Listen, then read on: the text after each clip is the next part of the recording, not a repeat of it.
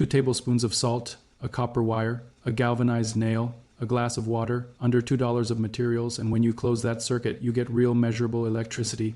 Actual working voltage that researchers have confirmed matches the output of the lithium I don't sell inside your laptop. Meanwhile, the average American household spends $387 every year replacing batteries. Every one of those batteries is designed to be thrown away, engineered for disposal, because a battery you can't throw away is one you never have to buy again. All $387 of it evaporates when the chemistry you just read about is sitting in your kitchen pantry right now. The information about how to build it is over 100 years old. It has been verified in peer-reviewed research. It has been used in genuine field conditions by people who needed electricity and had no alternatives. You have almost certainly never had it explained to you in plain terms. That gap is not an accident. In the early 1940s, the British Royal Navy had a specific engineering problem. Lifeboat survival kits needed a radio beacon that would activate the moment a ship went down. No charging window, no preparation time, no assumption that any equipment had survived the sinking intact. The solution was a seawater-activated galvanic cell. 2 dissimilar metals sealed inside a waterproof housing with dry salt. The moment the housing hit water, the salt dissolved, the electrolyte formed, and the circuit closed on its own. Sailors in the North Atlantic in January, floating in freezing water with nothing left of their ship, were located because that chemistry worked without anyone having to start it. The cells cost almost nothing to produce. They required no maintenance until the moment they were needed. They worked in salt water, in freezing temperatures, in the hands of people who were not engineers and had no tools. For the problem they were designed to solve, they were essentially perfect. That same basic reaction, 2 metals, salt, water, a closed circuit, is what you can build on your kitchen counter using materials from your pantry and a hardware store. 1 cell produces 1.1 volts. Wire 3 together in series and you get 3.3 volts, enough for LED lighting, small fans, and USB charging circuits. The only thing that changed between 1943 and now is that by 1950 you were no longer expected to think about this. Hit subscribe to stay ahead of the curve.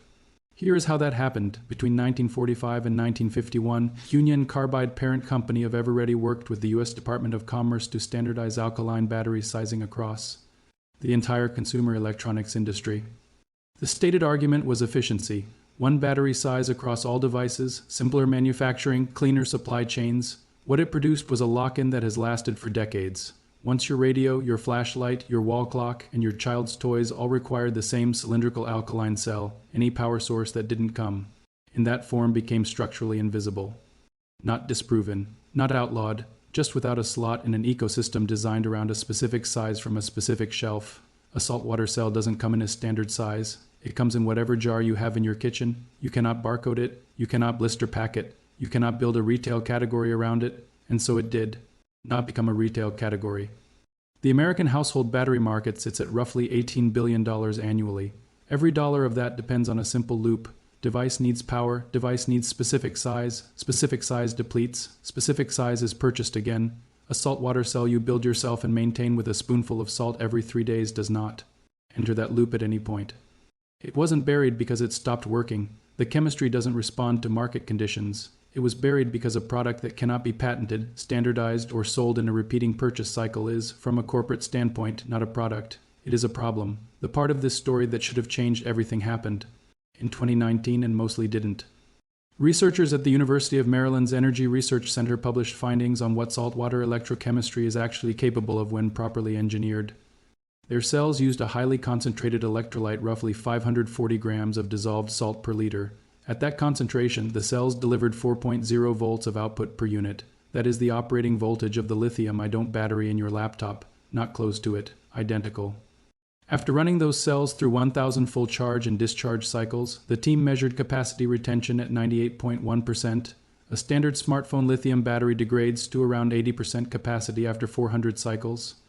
The saltwater cell in that study outlasted it by more than double, with no rare earth metals, no lithium mining, no overseas manufacturing, and a per cell build cost of $4.3 using materials from any hardware store and grocery store combined. A replacement iPhone battery costs $89 installed. A lithium laptop battery runs $140. The saltwater cell delivering identical voltage costs $4.3 to build and lasts more than twice as long.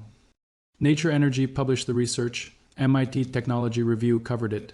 The U.S. Department of Energy cited it. Scientific American ran a piece on it. And then the $120 billion lithium battery market grew 18.3% that year, as if the paper had never been filed.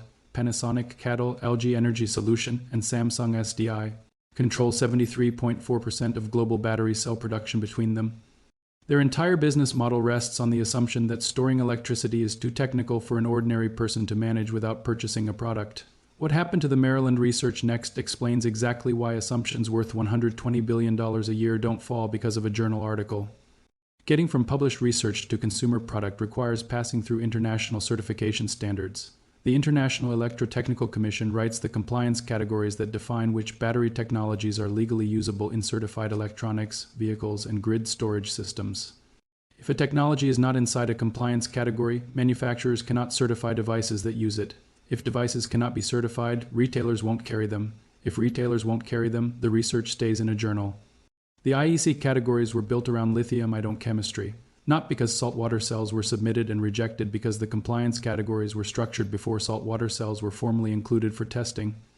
Getting a new chemistry through certification requires years of independent testing, substantial documentation costs, and an organization with the financial motivation to see the process through. Dissolved salt and copper wire do not have a corporate sponsor. They cannot be patented, so no company holds a proprietary interest in funding their certification. They do not generate the profit margin that finances a multi-year standards campaign. The IEC documentation is publicly available at iec.ch. Saltwater electrochemical cells do not appear in any compliance category. You can verify that in about 10 minutes. What cannot be standardized, patented, or manufactured at profitable scale gets held permanently in the journals, verified, cited, and invisible on every store shelf. Let me be direct about what this technology can and cannot realistically do. A single cell produces 1.1 volts. Running a standard 120 volt household circuit requires 110 cells wired in series. That is a significant build real space and several hours the first time. Off-grid research outposts and disaster relief operations have done exactly this, assembling modular cell banks where each individual jar is replaceable in under 5 minutes using under $2 of materials, but that is a committed project. A realistic first build is a 3-cell bank producing 3.3 volts for LED lighting, device charging, and low-draw needs against a Tesla Powerwall at $11,500 installed. That seems modest. Against the $387 per year your household currently throws away on batteries, it looks like the most practical thing you could build on a weekend. Here is exactly how to do it. You need for materials 18-gauge copper wire, zinc-coated nails, non-iodized table salt, iodized salt, disrupt psionic conductivity, and glass jars with at least 160 milliliters capacity. Total material cost $6.4. Dissolve 35 grams of salt, about 2 level tablespoons, into 1 liter of room temperature tap water. Stir for 90 seconds until fully clear, that is your electrolyte at the correct ionic concentration. Cut copper wire into 4-inch segments and bend each into an L shape that hooks over the jar rim. Place 1 zinc nail inside the solution parallel to the copper. The 2 metals must not touch inside the jar. Contact short circuits the cell. Connect cells in series. A wire from the zinc terminal of one jar to the copper terminal of the next.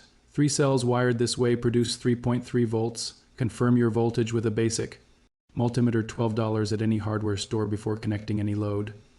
Refresh the electrolyte every 72 hours by dissolving 1 tablespoon of salt in 200 milliliters of water and adding it to each jar. That is the full maintenance cycle.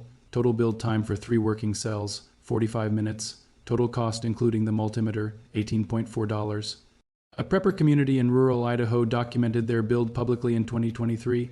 They assembled 110 cells over 1 weekend using $31 of materials from a local Walmart and Ace Hardware. The bank they built runs their cabin's basic lighting and radio equipment. It has not required a single battery purchase since the weekend.